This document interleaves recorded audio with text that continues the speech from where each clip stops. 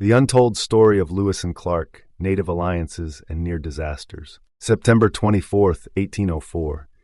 Arrows were nocked, and Captain Clark's sword gleamed in the prairie sun. One command to fire could have altered the course of North American history forever.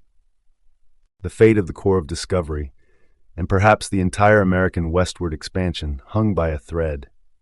The success of the Lewis and Clark expedition rested precariously on the diplomatic relationships forged with indigenous nations across the continent. While history often celebrates the Corps of Discovery's technological and navigational achievements, their survival depended on the goodwill of the native peoples whose ancestral lands they traversed. The expedition's early trials began mere days after departure. On May 23, 1804, Captain Meriwether Lewis faced his first brush with mortality.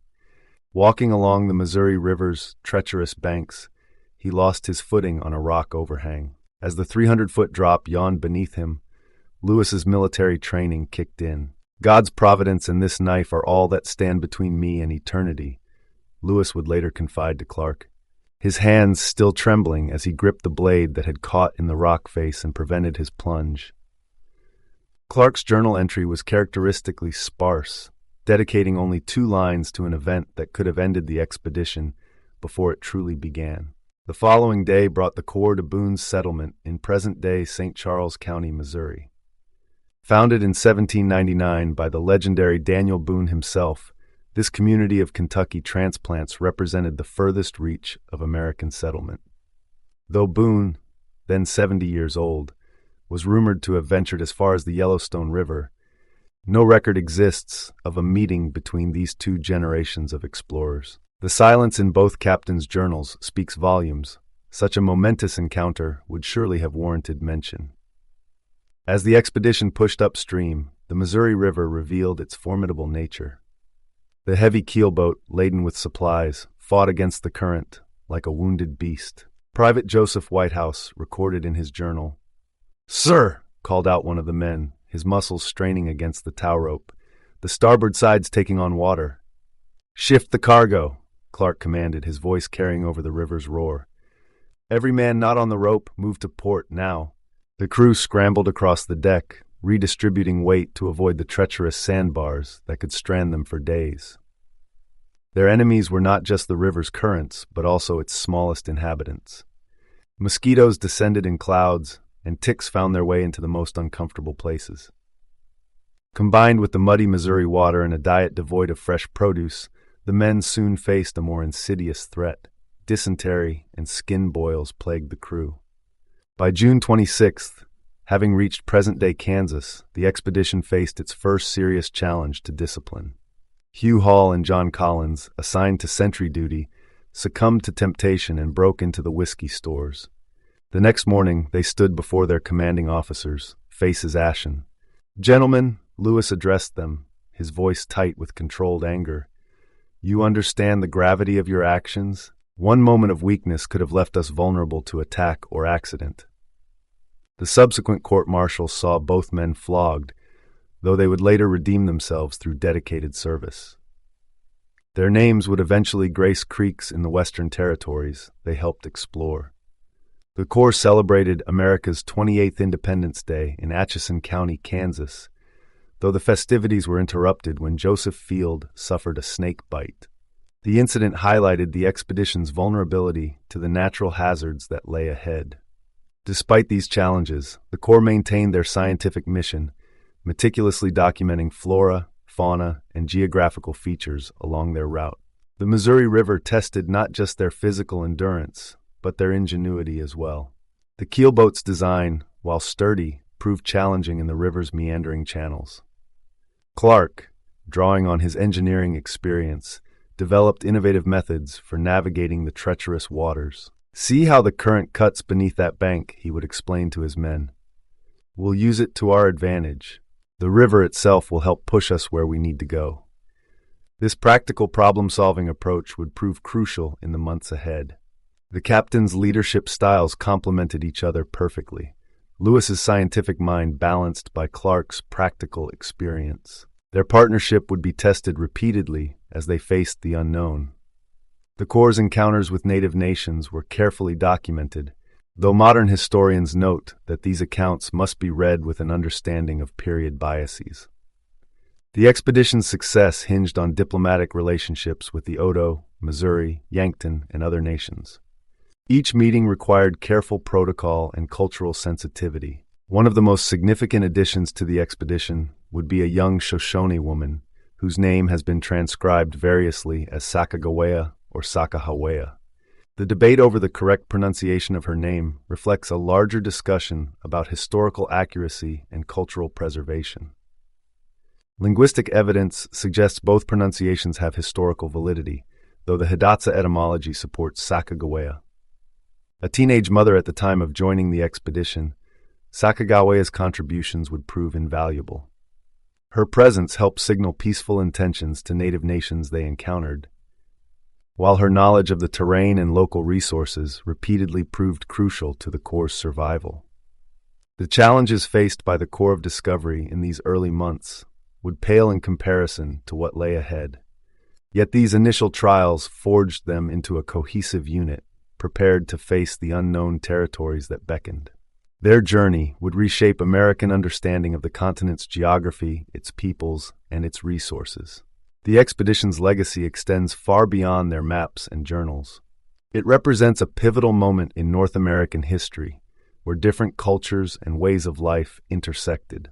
The Corps' success depended not just on their own preparations and abilities, but on the knowledge and goodwill of the native peoples they encountered. Their story reminds us that exploration is never solely about discovering new territories. It's about building bridges between peoples, learning from those who already know the land, and having the wisdom to listen when others speak. The true legacy of Lewis and Clark lies not just in what they found, but in how they found it, through cooperation, diplomacy, and respect for the peoples whose lands they traversed. The celebration of America's independence that July evening carried an edge of relief. Joseph Field, having survived his snakebite, raised a cup of medicinal whiskey with his companions. The Corps' revelry, however, would soon be tempered by the harsh realities of maintaining military discipline in the wilderness. In the humid Nebraska summer, Private Alexander Willard committed what many considered the expedition's most serious breach of conduct. As his fellow men slept under his watch, Willard himself succumbed to exhaustion at his post. The punishment was swift and severe. 100 lashes, Lewis pronounced, his voice heavy with the weight of command. To be well laid on. The sentence, though brutal by modern standards, reflected the grave nature of the offense. A sleeping sentry could mean death for the entire expedition. Unlike Hall and Collins before him, Willard would not find redemption in the Corps, eventually being sent home with the French boatmen that fall. Life aboard the keelboat settled into a demanding routine. Each evening, as the sun painted the Missouri's waters gold, Sergeant Ordway would perform his crucial task. "Step up for your rations, men," he'd call out, measuring portions with practiced precision. "Salt pork and flour tonight. Make it last till morning." The men developed a rhythm, cooking their evening meals over campfires, saving half for breakfast.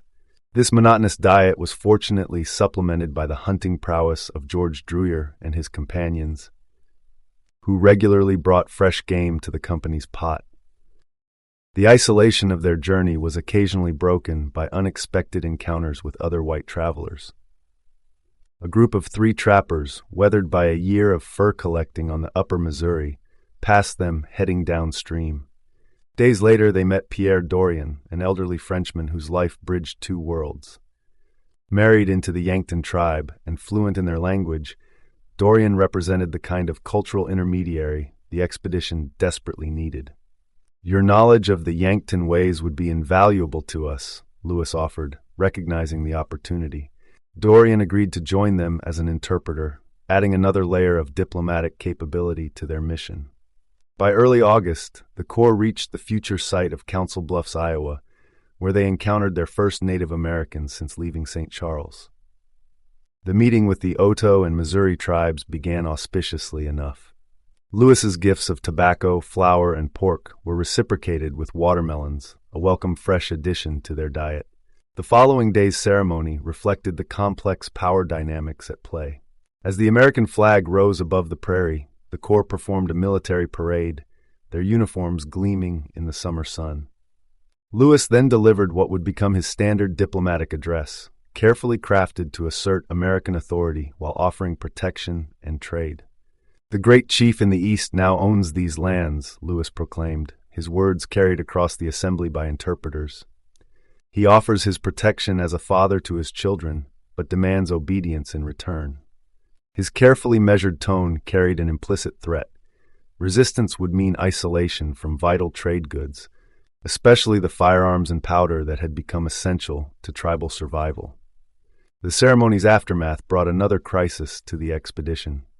Private Moses Reed, claiming to have left his knife at the council site, received permission to return for it. His true intentions soon became clear as days passed without his return.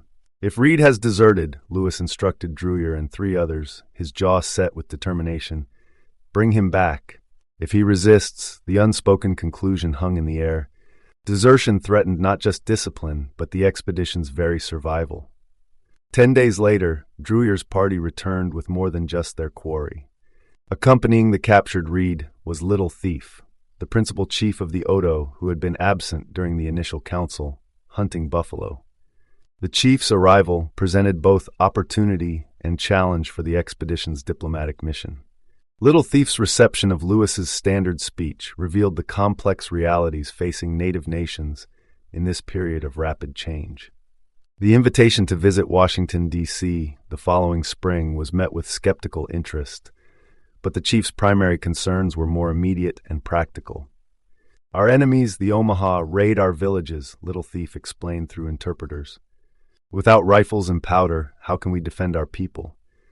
His tribe, already devastated by smallpox, faced extinction without modern weapons. The exchange highlighted the fundamental disconnect between American diplomatic aspirations and Native American realities.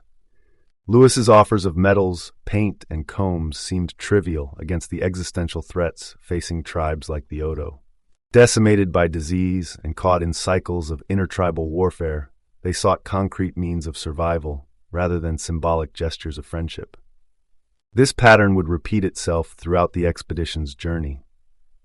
The Corps of Discovery's mission to map the territory and establish American authority competed with indigenous nations' struggles to maintain their sovereignty and survival in a rapidly changing landscape.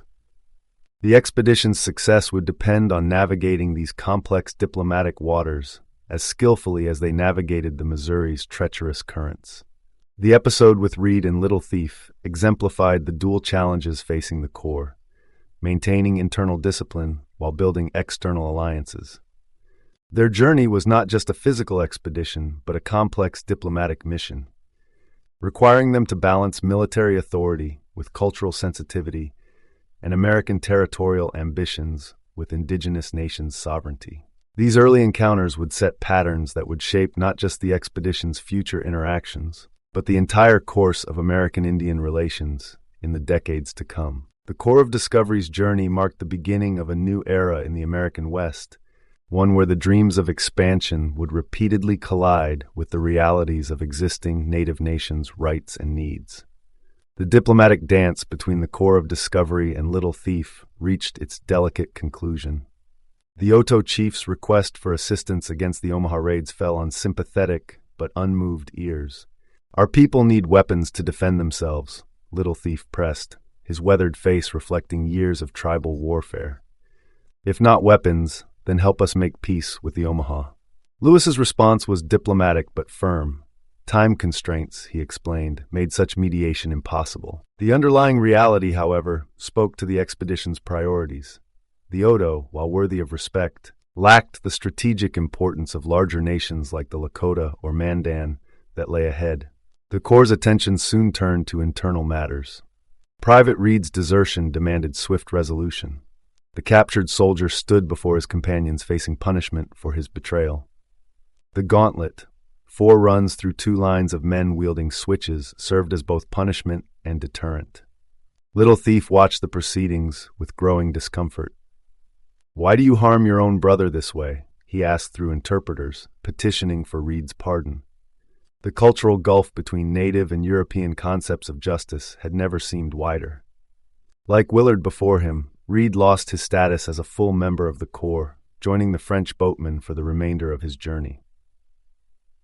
But a far greater loss awaited the expedition. On August 20th, 1804, death visited the Corps of Discovery for the first time. Sergeant Charles Floyd had been fighting what seemed a simple illness for several days. "Just a bellyache," he'd insisted, even as the pain grew worse. Lewis, drawing on his medical training, diagnosed it as bilious colic. But the young sergeant's condition deteriorated rapidly. "Hold fast, Floyd," Clark urged, watching helplessly as the 21-year-old soldier slipped away. "Hold fast." But no amount of medical knowledge or encouragement could save him. Floyd, likely suffering from a ruptured appendix, became the first U.S. soldier to die west of the Mississippi. The Corps buried him with full military honors on a high bluff overlooking the river, their grief echoing across the vast prairie. "A man of much merit," Clark wrote in his journal that evening, his usual sparse prose touched with emotion. The bluff where Floyd rests would later become part of Sioux City, Iowa, a permanent marker of the expedition's human cost. In the wake of Floyd's death, the Corps elected Patrick Gass as his replacement. This choice would prove fortuitous. Gass would go on to become not only an able sergeant, but the expedition's longest surviving member, living to the remarkable age of 98. His later life would become the stuff of frontier legend, from losing an eye in the War of the 1812 to eloping with a 20-year-old bride at age 60 and fathering 7 children. The expedition pressed on, reaching present-day South Dakota by August 27th. Here they encountered the Yankton Sioux, whose reception proved cautionary. Lewis delivered his now familiar speech about the Great Father in the East, but the Yanktons' response revealed growing skepticism about American promises. "Our brothers, the Teton, will not welcome you as we do," one Yankton chief warned, his words carrying the weight of prophecy. "They guard the river path jealously." The Corps' challenges multiplied when Private George Shannon, their youngest member, disappeared while hunting buffalo. The loss of Shannon highlighted the dangers of the prairie, where a single wrong turn could mean death. "Take 2 men and search the north bank," Lewis ordered. "He can't have gone far." But Shannon had indeed gone far, beginning an odyssey that would test both his survival skills and the Corps' resolve. The young private had taken one of the expedition's precious horses, which they kept specifically for hunting purposes. The meeting with the Yankton Sioux marked a turning point. Unlike the Oto, whose reduced circumstances made them potentially amenable to American influence, the Yankton represented a nation at the height of its power. Their warning about the Teton Sioux ahead carried particular weight. The Corps was entering territory where American authority meant little against tribal sovereignty. As summer began its transition to fall, the expedition faced mounting challenges. Floyd's death had shaken their confidence in their medical preparations. Shannon's disappearance highlighted the dangers of separation from the main party. The growing resistance from native nations suggested that their diplomatic mission would face increasingly difficult tests. Yet the Corps adapted and persevered. Each challenge taught them valuable lessons about survival on the prairie, about the complex web of tribal politics, and about their own limitations. These lessons would prove crucial as they ventured further into the unknown, where the Missouri's waters would carry them into the heart of Teton Sioux territory. The prairies stretched endlessly before them, beautiful but unforgiving. Each bend in the river brought new wonders and new dangers. As John Coulter and George Druyer searched the vastness of the prairie for their missing companion, Private George Shannon pressed further upriver, ironically moving away from his would-be rescuers. Unlike the deserter Reed, Shannon's disappearance carried no hint of betrayal. He had simply lost his way in the immensity of the plains. For over 2 weeks, Shannon wandered alone, his horse lost, surviving on berries and whatever small game he could catch. His assumption that the expedition had left him behind drove him to exhaust himself trying to catch up, while in reality they searched for him in his wake. No sign of Shannon or the horse, Coulter reported back to the captains, his own tracking skills tested by the vast territory. Trails gone cold. On September 11th, Shannon finally surrendered to exhaustion. Sitting on the banks of the Missouri, hoping to encounter French trappers headed downstream, He instead found salvation when the expedition finally caught up to him. His gaunt face and tattered clothing told the story of his ordeal. "I thought you'd left me behind," Shannon managed through cracked lips as his companions rushed to assist him. His survival spoke to both the harsh realities of prairie life and the resilience required to overcome them. The expedition's challenges multiplied on September 24th near present-day Pierre, South Dakota. While John Coulter dressed an elk he'd killed, young Lakota warriors seized the Corps' remaining horse. These were the Teton Sioux that other tribes had warned them about, proud, powerful, and unimpressed by claims of American authority. The captains attempted a diplomatic solution, crafting a face-saving fiction that the horse had been intended as a gift for their chief. But the following morning's council would test the limits of diplomacy. The absence of Pierre Dorion, left behind with the Yankton, proved a critical handicap. Lewis struggled to make himself understood, even with Druyer's sign language and Private Cruzat's limited Lakota vocabulary. "These are the words of your great father in the East," Lewis began, his carefully prepared speech losing impact in the muddle of translation. The demonstration of military precision and the air rifle that followed drew more interest than his words, but the subsequent distribution of gifts, medals, hats, coats, and trade goods met with open disdain. "Is this all?" the Lakota leaders asked, their expressions making clear the inadequacy of the offering. An attempt to smooth relations with whiskey aboard the keelboat would soon spiral into one of the expedition's most dangerous moments. The situation deteriorated rapidly when the Lakota chiefs refused to leave the keelboat. Clark's attempts to forcibly remove them to the pirogue ignited a powder keg of tension. Once ashore, warriors seized the canoe's rope, demanding more presents before allowing the expedition's passage. Clark's refusal met with a barrage of insults that required no translation. His honor as a Virginia gentleman challenged, Clark drew his sword. "Ready your weapons," he commanded, his voice carrying across the water. Lewis responded by preparing the keelboat's cannon, while warriors on shore began stringing their bows. The air grew thick with tension as both sides prepared for combat. One wrong move, one misinterpreted gesture, could spark a conflict with far-reaching consequences. "Non, stop this madness!" Private Cruzat shouted in his mixture of French and English, attempting to bridge the cultural chasm that threatened to erupt in violence. Lewis stood on the keelboat's deck, lighted taper hovering over the cannon's fuse. The swivel gun, loaded with 16 musket balls, could unleash devastating firepower, but he knew that even such weaponry might not be enough against the hundreds of Lakota warriors on shore, whose rapid-fire arrows could overwhelm the Corps' slower-loading firearms. Warfare here would mean more than just casualties. It would derail Jefferson's vision of peaceful expansion, transform the Lakota into implacable enemies of American interests, and potentially reshape the political landscape of North America. The Lakota, already the dominant power on the northern plains, would gain possession of the expedition's arsenal, strengthening their ability to resist future American incursions. At this crucial moment, when violence seemed inevitable, Chief Black Buffalo stepped forward. His intervention broke the tension, allowing Clark to regain control of the pirogue and return to the keelboat. The chief's wisdom had prevented a conflict that could have altered the course of American history. "We will speak more tomorrow," Black Buffalo declared, his authority evident in how quickly other warriors lowered their weapons. "There is no need for blood between us today." In a remarkable turn of events, the near-catastrophic confrontation transformed into an uneasy peace.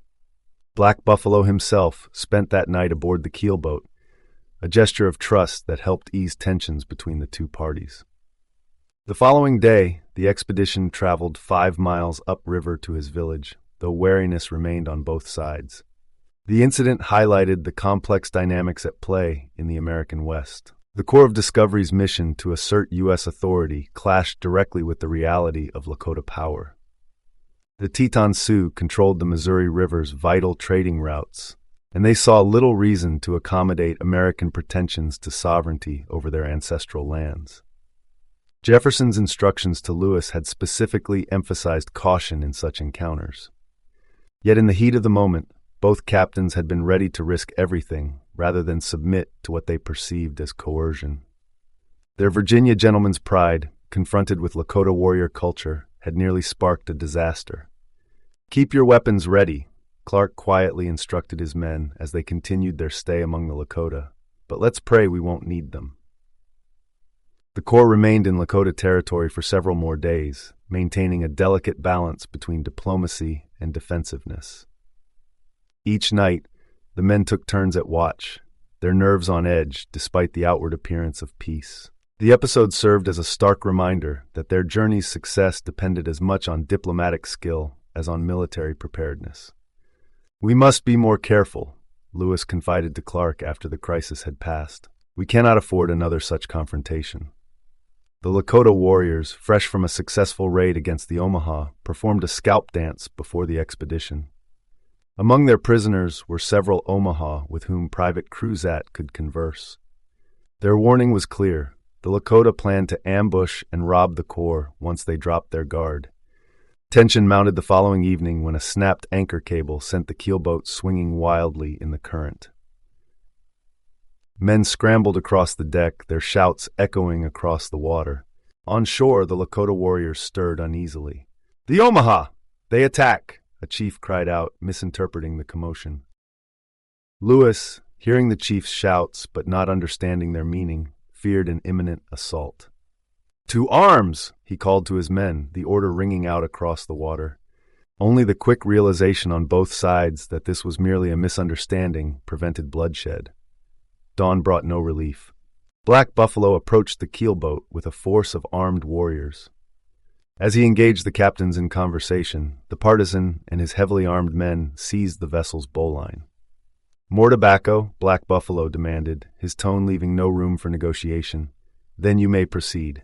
Clark's response was swift and decisive. He aimed the cannon while contemptuously tossing a twist of tobacco at the warrior's feet. Lewis followed suit, his voice sharp with frustration. "We will not be trifled with," Lewis declared, each word measured and firm. Once again, Black Buffalo's intervention proved crucial. Taking the bowline from the partisan's warriors, he allowed the expedition to depart. The keelboat pushed back into the Missouri's current, leaving behind a diplomatic failure that would have far-reaching consequences.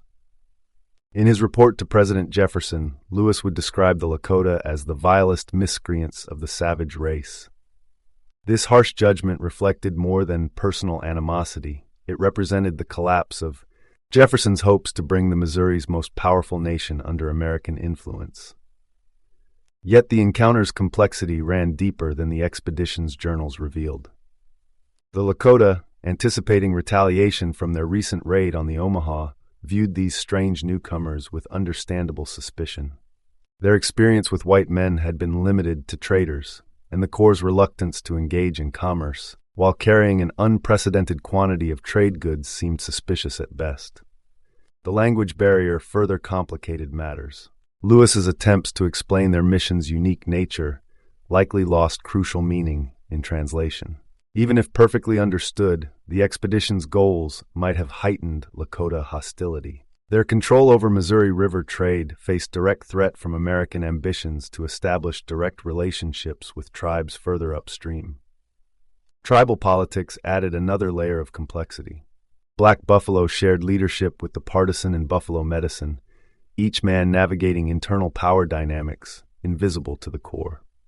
The captain's inability to understand these political nuances hampered their diplomatic efforts. "These chiefs compete for influence," Cruzat attempted to explain to Lewis. "Each gift, each word carries weight in their struggle." The expedition's distribution of what the Lakota considered meager presents struck at the heart of indigenous gift-giving customs. While Lewis and Clark saw themselves conserving supplies for their journey ahead, the Lakota interpreted their restraint as an insult.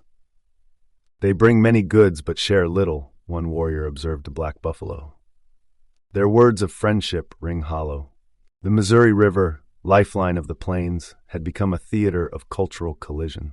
The Corps of Discovery represented American expansion pushing against established indigenous power structures. The Lakota, masters of this vital waterway, saw little reason to accommodate newcomers who offered speeches instead of trade. Private Cruzat, straddling both worlds through his Omaha heritage, perhaps best understood the encounter's tragic dimensions. Neither side sees with the other's eyes, he confided to a fellow soldier. We speak of peace while preparing for war. The Corps departed for John Valley's trading post in central South Dakota, leaving behind any hope of the U.S.-Lakota alliance Jefferson had envisioned. The expedition had survived its most dangerous encounter thus far, but at the cost of its diplomatic mission. The Lakota would remain independent players in the contested landscape of the American West, their power undiminished by American pretensions to authority. The Corps' arrival at John Valley's trading post marked their entry into a region transformed by European contact. Valle, a French trader who had ventured as far as the Black Hills, represented the extensive network of European commerce that preceded American exploration. This reality became starkly apparent as the expedition passed through the ghostly remains of Arikara villages ravaged by smallpox. Disease had decimated the Arikara population, reducing 18 thriving villages to just 3 in a matter of years. Where thousands once lived, only a fifth of the population remained.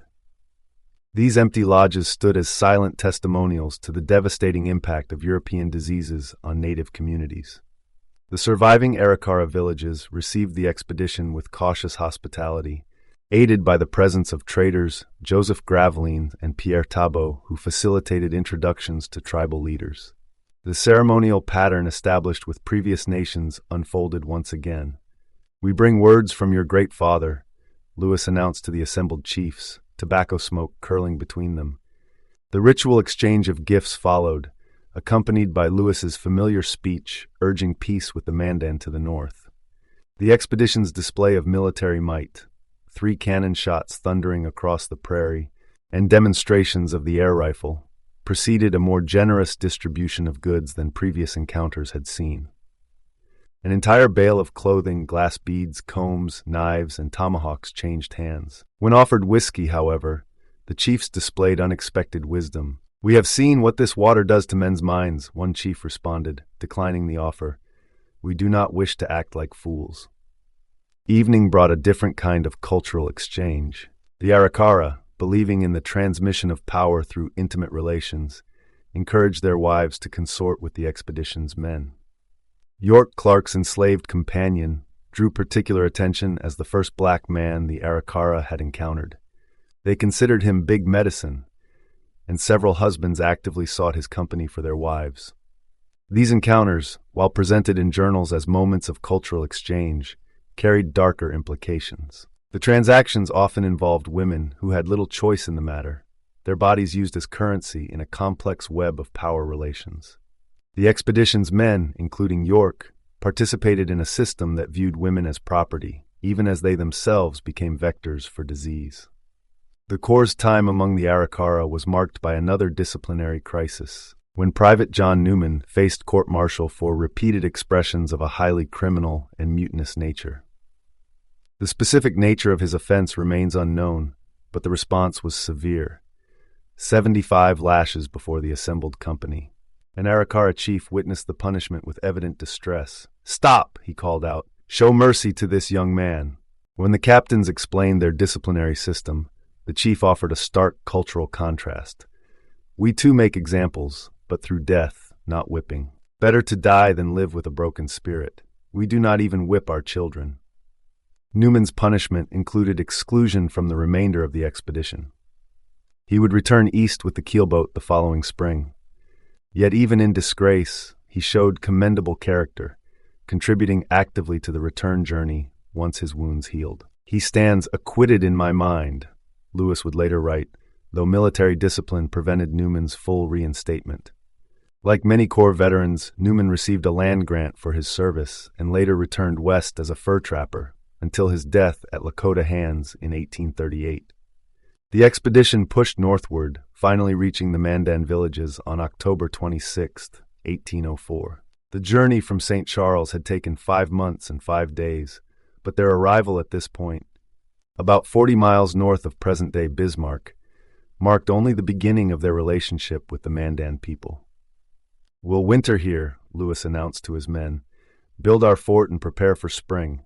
The decision to spend 5 months with the Mandan was strategic. The tribe's location and diplomatic connections made them ideal allies for American interests. Their villages served as crucial trading hubs where goods and information flowed between various indigenous nations and European traders. The Corps began establishing their winter quarters, knowing they would need every day of the coming months to prepare for the challenges that lay ahead. The Mandan villages offered not just shelter from the brutal northern plains winter, but an opportunity to gather crucial intelligence about the unknown territories that awaited them. The Mandan villages represented more than just winter shelter for the Corps. They were the commercial crossroads of the northern plains. Despite being devastated by smallpox, which had reduced their population from 15,000 to barely 3,600, the Mandan maintained their position as crucial intermediaries in the complex trade networks that connected native nations with French, Canadian, and British traders. The expedition's winter quarters, soon named Fort Mandan, rose quickly against the approaching cold. 2 rows of huts formed its core, with a defensive barricade facing the river. The outer walls stretched nearly 20 feet high, built so sturdy that one French trader remarked they were made so strong as to be almost cannonball-proof. While the Corps attempted to broker peace between the Mandan-Hidatsa alliance and their enemies, the Lakota and Arikara, a more immediate concern dominated their daily lives: survival. The men's bodies, accustomed to consuming 5,000 calories daily of lean meat, found welcome relief in Mandan agriculture. "Their corn may well save us this winter," Clark noted in his journal, recognizing how the expedition's survival increasingly depended on indigenous generosity. Though the men joined Mandan hunting parties pursuing buffalo, game grew scarce as winter deepened. By February, Private John Shields established a forge at the fort, his bellows breathing life into a thriving trade. "We'll exchange these axes for corn," he told his companions as he worked the metal. Each tool crafted meant more food for the hungry expedition. The winter's brutality became clear in Lewis's daily temperature readings, averaging just 4 degrees Fahrenheit. -45 this morning, he recorded on one particularly bitter day. Several men suffered frostbite despite their precautions, yet the Corps' time among the Mandan proved invaluable beyond mere survival. The captains gathered crucial intelligence about the territories ahead. "The Great Falls block the river's passage," Mandan leaders explained, describing the obstacles that awaited. "Beyond them lie the 3 forks, and then the mountains themselves." These conversations revealed a crucial truth: the hoped-for all-water route to the Pacific was impossible. The expedition would need horses to cross the Rocky Mountains, and for that, they would need the Shoshone. As winter's grip began to loosen, the expedition prepared for departure. On April 7, 1805, the permanent party assembled. The 2 captains, 3 sergeants, 23 privates, Lewis's dog Seaman, York, and interpreter George Druyer. But the Corps had gained 3 crucial new members during their winter stay. Toussaint Charbonneau, a French-Canadian trader who had lived among the Hidatsa, joined as an interpreter. With him came his young wife Sacagawea and their newborn son, Jean-Baptiste. Their story reflected the complex human dynamics of the frontier. Charbonneau had acquired 2 Shoshone wives from the Hidatsa, Sacagawea and Otter Woman, both captured in raids years earlier. The captains, recognizing the value of Shoshone contacts for obtaining horses, hired Charbonneau primarily for his wives' linguistic abilities. When told only one wife could join the expedition, he chose the 15-year-old, heavily pregnant Sacagawea. "She will be invaluable when we reach Shoshone territory," Lewis observed, though he could not have known just how crucial her presence would prove. On February 11, 1805, Lewis himself assisted in the birth of Jean-Baptiste, nicknamed Pompey. Less than 2 months later, mother and infant would embark on a journey that would etch their names in history. As the icebound Missouri began to thaw, the keelboat prepared for its return journey under Corporal Richard Worthington's command, carrying the French boatmen back to St. Louis. The permanent party loaded their pirogues and canoes, ready to push westward into unknown territories. They carried with them not just supplies and hopes, but the knowledge and goodwill gained during their winter among the Mandan. The young Shoshone woman who joined the Corps at Fort Mandan would become one of the expedition's most significant members, though even her name remains a subject of scholarly debate.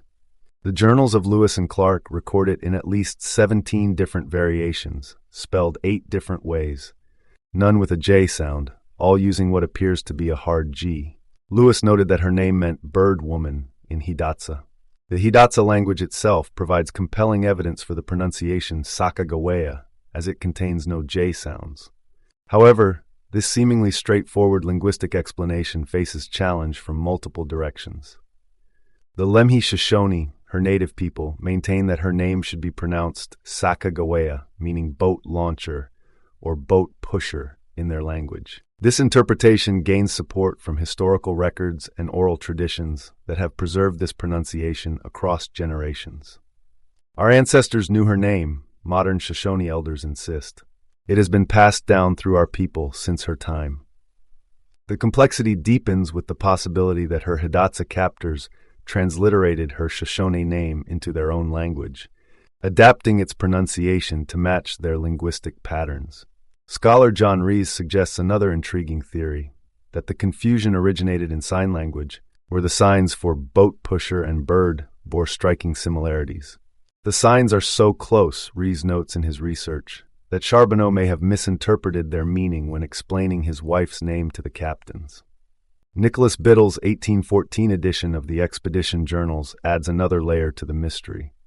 Before publication, Biddle interviewed both Captain Clark and George Shannon, who reportedly claimed the name was pronounced with a J sound rather than a hard G. These oral accounts, though not found in the original journals, influenced generations of historical understanding. Historian James Ronda's analysis illuminates the deeper significance of this linguistic debate. The concern about spelling is not just a quibble over orthography, he explains. The name's origin, whether Hidatsa or Shoshone, connects to fundamental questions about identity and cultural heritage.